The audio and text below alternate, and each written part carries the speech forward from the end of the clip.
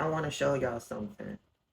hmm It is a video by Aaron Parnes that I saw over on his YouTube channel. I'm not sure if he uploaded it over here on TikTok, but it's one of his longer videos, more in-depth videos, and it's heartbreaking. And when I show you this video, I want you to think about these leftists who are using their platforms to diminish, to devalue, to attack all of the Democratic candidates. Right now, Jasmine Crockett is going through it, right? Last year, it was Kamala Harris, right? I want you to think about their tactics and how they position themselves to be of high moral authority, right? Now they're talking about the litmus test, challenging everybody else about the litmus test when it comes to genocide in Gaza, right? Well, when you watch this video, I want to know. I want to know if you're thinking the same as I am after watching that video. My question was to them, what is your litmus test? What is your litmus test? Because what you are doing is putting the whole world in shambles, right? And it's still not helping Gaza, right? So what is your litmus test?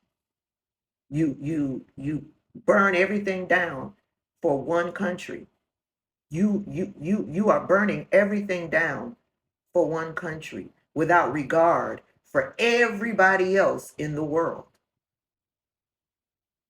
Where is your litmus test when it comes to this country? We have some extremely serious news at this hour. The Trump administration has been caught literally eating cake, celebrating after cutting critical aid off to South Sudan, despite warnings from public health experts and government officials, career officials in the State Department, who said that cutting off this critical aid would lead to a surge in cholera deaths among specifically children in the war-torn country of South Sudan. And yet the Trump administration went through with it anyway. They went through with it, cut critical aid through USAID, and now a new bombshell ProPublica investigation reveals that the aid wasn't just cut. They celebrated by eating cake, literally a let them eat cake moment in the back of an empty conference room. People need to know what is happening in this world right now. So make sure to like, comment, share, and subscribe. Make sure to get the word out. And if you want to support my work, subscribe to my Substack by clicking the link below. Let's just jump right in. On the 1 month anniversary of Donald Trump's inauguration earlier this year, a group of aides that he appointed gathered to celebrate. For weeks, they had been working overtime to dismantle the U.S. Agency for International Development, USAID, freezing thousands of programs, including the ones that provided critical food, water, and medicine around the world.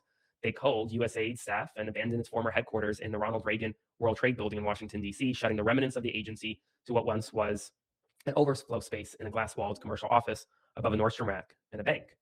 Despite the steps to insulate themselves, dire warnings poured in from diplomats and government experts around the world because the cuts that they were making would cost countless lives. And despite that, Secretary of State Marco Rubio and Trump officials went through with it anyway. The team of aides pressed on, galvanized by two men who did little to hide their disdain for the agency, Peter Marocco, a Marine veteran, and Jeremy Lewin, a 28-year-old who had no previous government or aid experience. By the third week in February, they were on track to wipe 90% of USAID's work. USAID fostered global stability and helped advance American interests. It was created in 1961 as the soft power mechanism for the United States to support countries and people in need across the globe. They had wiped out 90% of USAID's work. And so what did they do? They bought a sheet cake, and it was time to party. In a corner conference room in the soon-to-be abandoned USAID building, they traded congratulatory speeches and cut into a sheet cake. Days later, on a remote patch of land in South Sudan, a 38-year-old man named Tor Top gathered with his neighbors outside the local health clinic. Surrounded by floodwaters, their hamlet of thatch and mud homes had been battling a massive outbreak of cholera, a deadly disease spread by poor sanitation. It had infected 36,000 people across South Sudan in just 3 months, killing more than 600, many of them babies. Top's family lived in the epicenter of this outbreak.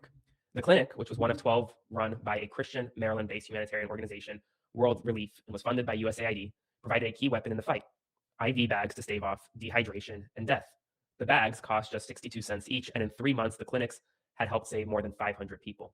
Now, however, Top, who lived with his wife, children, and mother in a one-room house less than 50 feet from the clinic, listened as World Relief staff shared the grim news that the Trump administration had stopped USAID's funding to World Relief.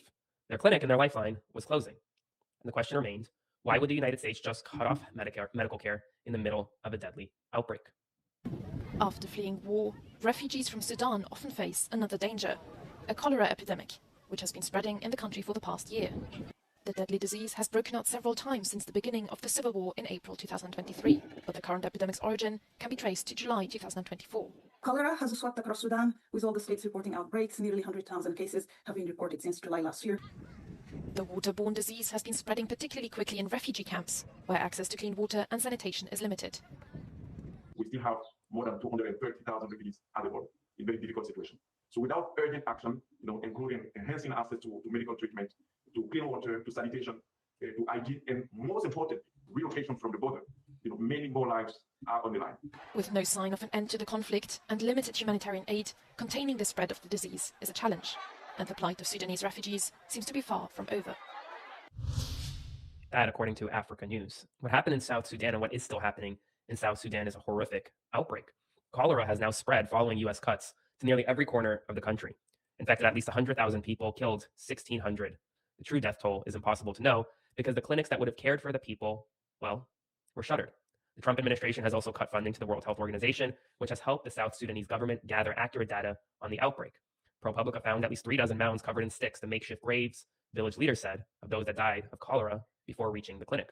The clinic security guard told reporters he saw one man collapse and die just yards from the front gate. There are many more cases, the acting minister of health for the area said, many more deaths.